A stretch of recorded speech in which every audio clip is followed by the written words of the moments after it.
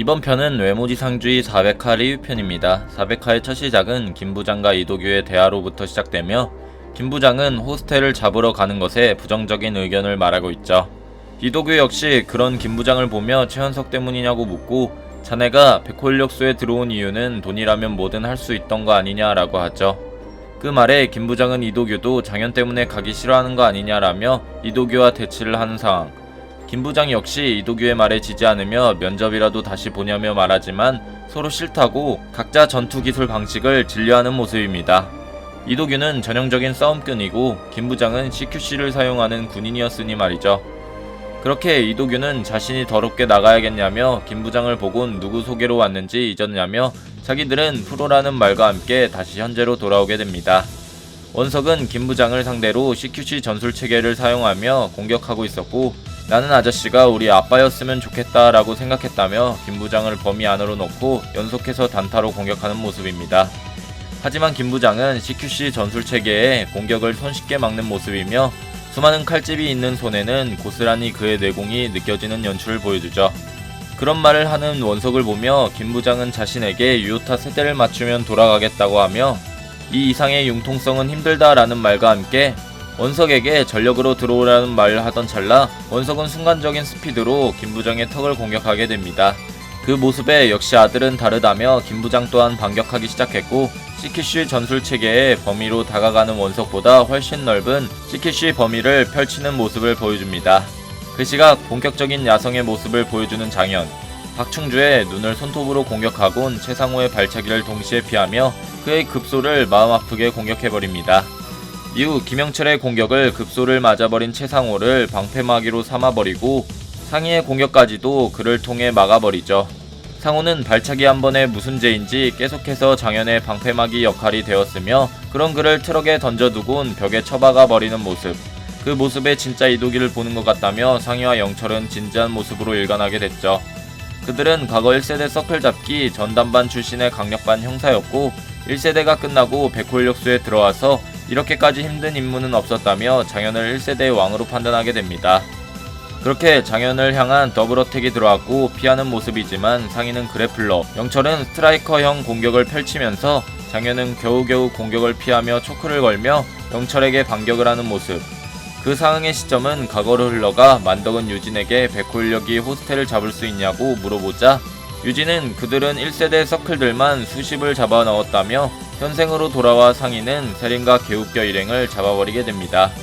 그 모습을 본 장현은 급하게 원석을 찾지만 그는 김부장을 상대로 한 대를 남기곤 쓰러지기 직전의 모습이며 도와줄 사람을 애타게 찾던 그 순간 지키지 못하고 쓰러지는 남자를 누구도 무적이라 불러주지 않는다며 누군가 호스텔을 위해 등장하게 됩니다. 그는 김기명이 보낸 빅딜의 인원 중 한 명이었으며 김기명은 네가 누군지 보여주고 오라며 가는 신부는 빅딜이 아닌 호스텔이라고 말하죠.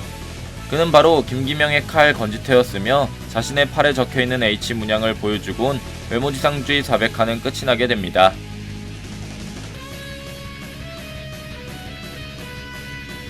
마침내 호스텔과 백호인력소의 싸움이 시작됐습니다. 과거 1세대 크루들을 잡아넣었던 영철과 상희 듀오는 강력반 형사였으며 그들은 장현을 상대로 한 명은 그래플러 또 한 명은 스트라이커 역할을 통해 장현을 제압하려던 중 왜 따라와서 잡혀주는지 모르는 세림과 웃겨 일행들 때문에 결국 패배를 하던 타이밍 때 다행스럽게 건지태가 등장하게 됐죠. 김기명은 성년을 막아주는 동시에 지원군을 보내는 생각을 했던 것. 건지태는 한때 김기명과 동실력이라고 해도 과언이 아닐 정도의 힘을 가졌었으며 이번엔 김기명의 칼의 신분이 아닌 호스텔의 문양을 직접 그려서 용병 신문으로 간 거라 엄청난 파워를 보여줄 것으로 예상하고 있습니다. 하지만 상대는 김부장이며 최현성 역시 힘을 다 써버린 상황인지라 건지태 혼자서 김부장을 막아야 하고 나머지 인원들은 장현이 맡아야 하는 상황인데요. 솔직히 말하자면 지원군 중 건지태급 인원이 2명 정도 더 와도 김부장에게 모자란 실력들이라 김부장이 처음 최원석을 봐준 것처럼 그에게 세대를 때릴 기회로 돌아갈 줄지는 의문인 상황. 과연 김부장은 본 실력을 보여줘서 호스텔을 잡아갈지 아니면 봐줘서 다시 이도규에게 개기는 상황이 올지는 좀 더 지켜봐야 할 것 같네요. 이번 편의 또 다른 떡밥은 마침내 김부장과 이도규의 싸움이 일어났던 떡밥이 뿌려졌었는데요. 김 부장은 이도규에게 굽히지 않은 모습과 함께 이도규가 진지한 표정으로 화를 내자 아예 싸울 각오로 다시 면접이라도 볼까요? 라는 말을 한 것을 봤을 때 누구 한 명 굽히지 않은 모습으로 무승부로 끝난 연출로 생각되며 그 싸움의 연출에서 이도규는 역시 장현처럼 싸움꾼의 모습을 통해 개싸움을 벌이는 스타일이며 김 부장은 최원석에게 보여줬던 엄청난 CQC 범위 때문에 주변 사물들이 다 부서진 것으로 추정되어서 이도규가 저렇게 말을 한 것으로 보입니다. 이 연출은 아쉽지만 외모지상주의에선 다루지 않을 예정이며 이미 작가님의 유튜브에서 싸움이 예고됐었지만 외지주가 아닌 웹툰 김 부장에서 그들의 싸움이 나올 것으로 예상하고 있는데요. 오늘 나왔던 이도규가 누구 소개로 왔는지 자신이 말을 해야겠냐라고 말을 했는데 그 소개를 해줬던 인물은 웹툰 김 부장에서 나온 조평견이며 최소 중견기업급에 해당되는 기업을 순식간에 해체시켜버릴 만한 힘을 가지고 있습니다.